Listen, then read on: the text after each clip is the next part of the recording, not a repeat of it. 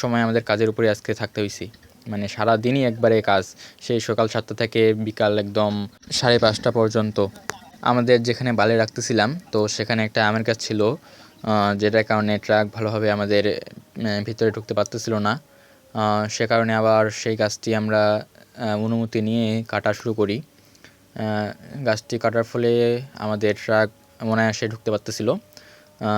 Truck আজকে আমাদের সকালে এক ট্রাক এবং দুপুরের দিকে এক ট্রাক এবং সন্ধ্যার দিকে এক ট্রাক, অর্থাৎ আজকে আমাদের 3 ট্রাক বা রাবিশ বালি যেটা সেটা আসছে আলহামদুলিল্লাহ। কাল অর্থাৎ মঙ্গলবার আমরা কিছু বালি এবং আবার পুনরায় রাবিশ বালি নিয়ে আসবো ইনশাআল্লাহ। ট্রাকওয়ালার সাথে কথা হয়েছে, উনি আগামীকাল আরও দিবে ইনশাআল্লাহ। আর তাছাড়া আজকে আবার আমরা রডও নিয়ে আসছি। আমাদের এক ভাইয়ের রড ছিল, উনি বাসা তৈরি করার জন্য রড অনেকগুলো কিনছিলাম, প্রায় 150 বা 200 কেজির মতো আনুমানিক, যদিও আমরা সেটা মাপে দেখিনি। উনি বলছিলেন যে আমি এখন আর কাজ করতে পারবো না, যেহেতু আমার হাতে টাকা নেই এখন, তাই ওনার রডগুলো আমরা আপাতত আমাদের মসজিদের কাছে লাগাচ্ছি। আমাদের ভিত্তির কলামের যে মাটিগুলো খুঁড়তে হচ্ছিল সেগুলো খোঁড়ার জন্য আজকে আমাদের 3 জন শ্রমিক আসছিল আলহামদুলিল্লাহ। তো 3 জনই 14টা কলামের মধ্যে প্রায় 7 থেকে 8টার মতো কলাম খুঁড়তে পারছে, তবে আজকে পুরোটা সম্পূর্ণ করতে পারেনি।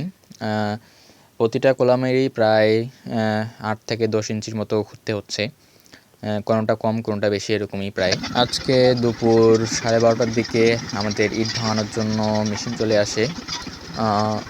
ওনারা 12টা থেকে 1টা পর্যন্ত আমাদের এক জায়গায় ছিল 2000 ইট এবং অন্য জায়গায় ছিল 2000 ইট। তো এই জায়গার হচ্ছে ইট 2000 ইট করা ভাঙতে প্রায় 1টার মতো বাজছিল। এদিকে আবার আমাদের রডও চলে আসছে, যেই ট্রলি দিয়ে আমরা হচ্ছে মাটি নিয়ে যাচ্ছিলাম ওই ট্রলিতেই আমরা আবার রড নিয়ে আসি।